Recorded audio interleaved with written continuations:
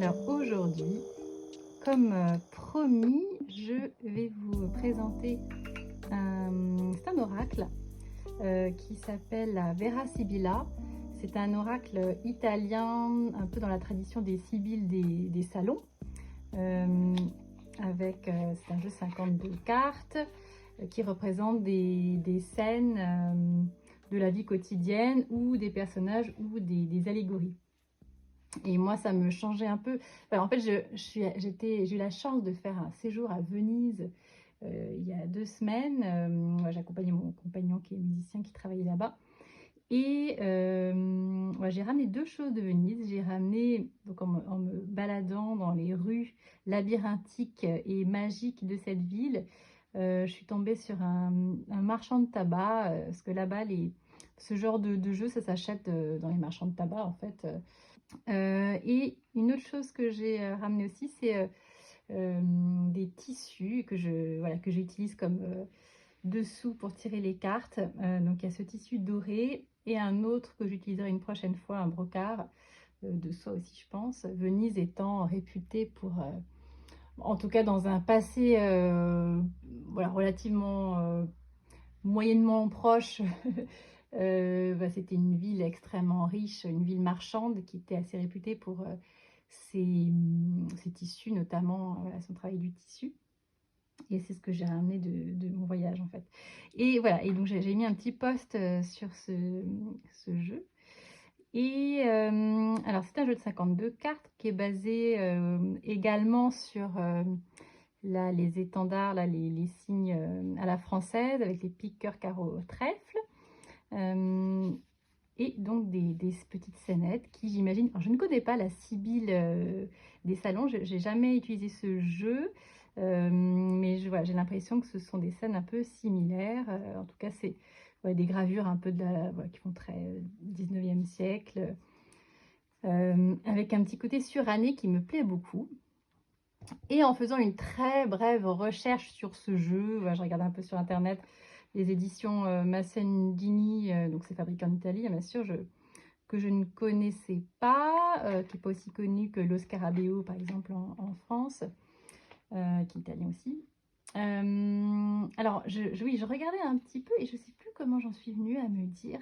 Ça m'a rappelé un film que j'ai vu l'année dernière, que je vous invite à voir. C'est un film documentaire, c'est-à-dire que voilà, c'est un film réalisé par Leandro Piccarella, qui est un réalisateur sicilien. Ce film s'appelle Divination. Divination. Et j'ai adoré, je trouve ce film vraiment très très beau. Il est allé, voilà, je vous raconte le pitch en 3 mots, c'est: en Sicile existe un sud encore empreint de magie. Ce n'est pas quelque chose de visible, mais un sentiment mystérieux et caché qui enveloppe chaque homme et chaque chose, et qui se révèle dans ce film à travers les histoires parallèles de Moka, un jeune artisan alchimiste d'origine marocaine, et Achille, un vieux voyant qui a été rendu célèbre par la télévision régionale.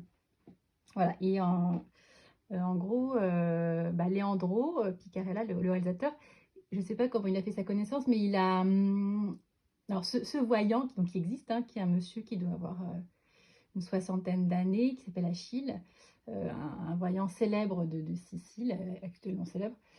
Il a fait de la prison pour je ne sais quelle raison. Et au moment de sa sortie, Leandro est venu filmer le jour de sa sortie de prison. Et il l'accompagne pendant ce long métrage. Donc c'est voilà, je trouve que c'est un très très beau film. Et on le voit, donc il sort de prison, il essaie de se racheter une conduite d'une part, mais d'autre part aussi il a besoin de gagner de l'argent, donc il refait des émissions, il y a des personnes qui le contactent, il fait beaucoup de tirages des cartes, et c'est vrai et en fait c'est ce jeu-là qu'on voit qu'il utilise. Et notamment il y a une scène où on voit, je vais vous les faire défiler, je vous montrerai en fait aussi. En même temps, voilà, je vous fais un petit militaire, voyage, Belvédère, la Morte. C'est en italien, mais c'est pas forcément, quand on parle français, l'italien, c'est pas forcément une langue très complexe. Et puis avec les illustrations, on comprend.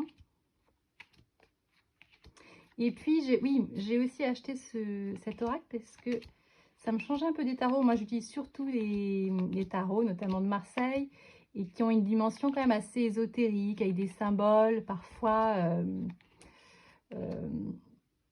voilà, justement ésotérique, un symbolisme. Et il y a des dimensions spirituelles, mythologiques, parfois pas forcément accessibles de prime abord.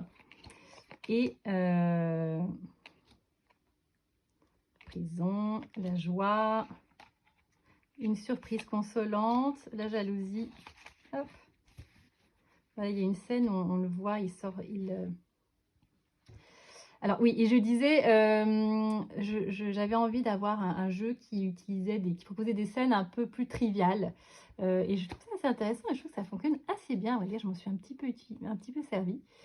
Et d'une part, ces scènes un peu triviales de la vie quotidienne donnent quand même accès à un émotionnel, à des souvenirs et voire pour certaines, il peut y avoir une dimension mythologique, comme la fortune par exemple. Mais voilà, il y a quelque chose qui est assez abordable, je trouve, au niveau des émotions et des sentiments humains, de la psychologie humaine. Et en plus, c'est vrai que si on a des connaissances un peu plus symboliques, etc., ça permet de les utiliser aussi pour avoir des strates de compréhension qui s'additionnent. Donc, je trouve ça vraiment très chouette. Et puis, il y a la cartomancie, bien sûr, qui vient s'ajouter, la numérologie. Voilà, parce qu'il y a des personnages qui correspondent aussi. Voilà, comme il y a 52 cartes, c'est aussi comme un jeu de 52 cartes. J'ai l'impression, en tout cas, même si je connais moins bien la cartomancie. Oui, et on voit, il y a une scène où il a sorti cette carte. Il répond en direct dans une émission de télévision à une femme. Je ne sais plus pourquoi elle appelle. C'est souvent des peines de cœur. Est-ce qu'un tel va-t-il revenir voilà, est-ce que le mari de ma fille va-t-il lui revenir toujours souvent des histoires un peu comme ça.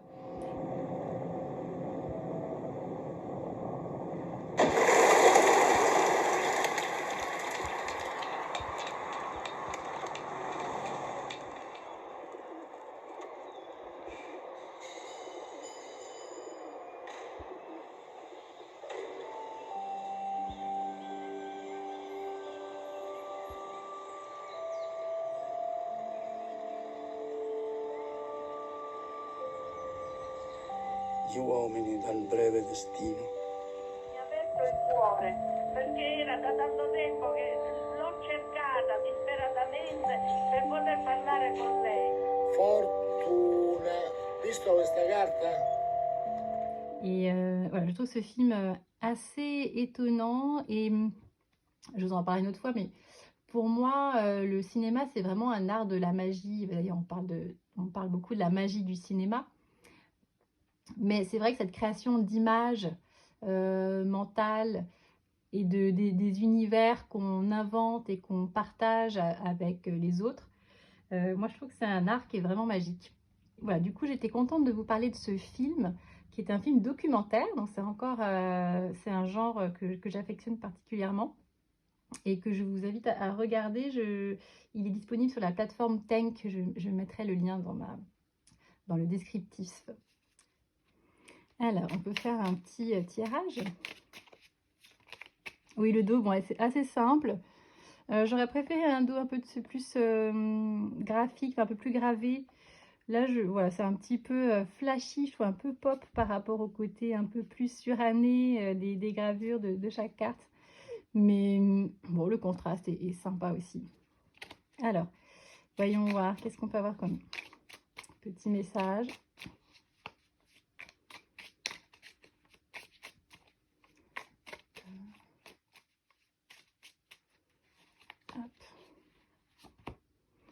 On a Nemica, pettegolezzi, disgrazia. Ah, alors ça, c'est pas un super présage, j'ai pas besoin forcément de comprendre l'italien. Donc, ce sont plutôt des ennemis. Ouais. Une femme qui a un couteau et qui retire son masque parce que, oui, effectivement, c'est le carnaval.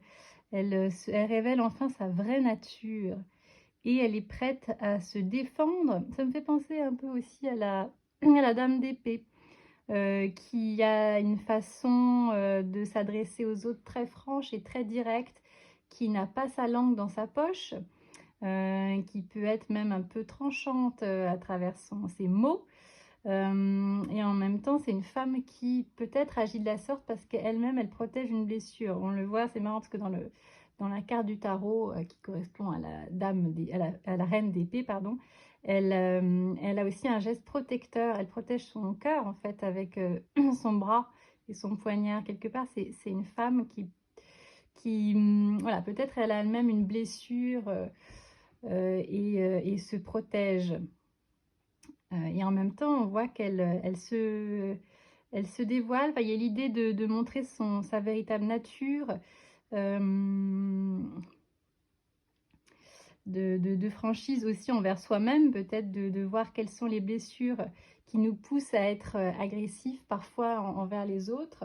Et qu'est-ce qui fait qu'on peut réagir dans certaines situations de façon voilà, un peu plus agressif qu'on le voudrait.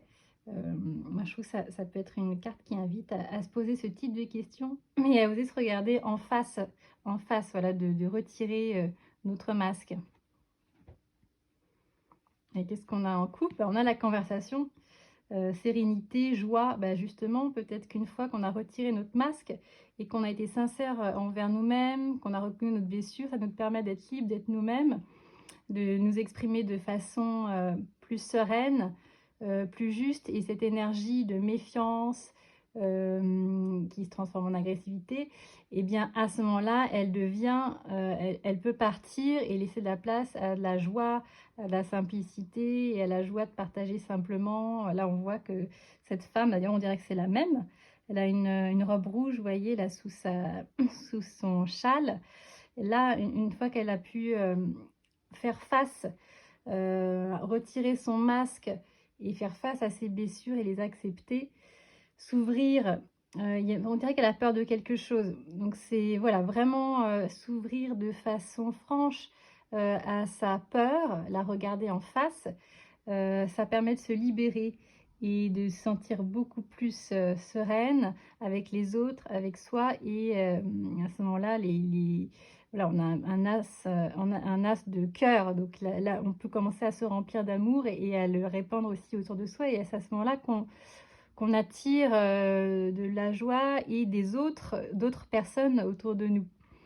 Parce que du coup, on dégage ce fait qu'on a pu faire face à nos peurs. Et quand nous-mêmes, on accepte nos peurs et nos faiblesses et nos blessures, les autres le sentent, cette capacité à accepter les blessures et se sentent accepter eux-mêmes.